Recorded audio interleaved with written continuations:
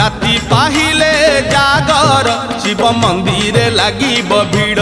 हईल शिव मंदिर लागिब भीड़ पहिली दर्शन पहिली घर्षण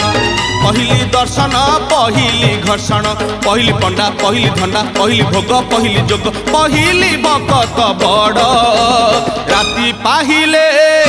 पाहिले राति पाहिले जागर शिव मंदिर लागिब भीड़ हईल शिव मंदिर लागिब भीड़।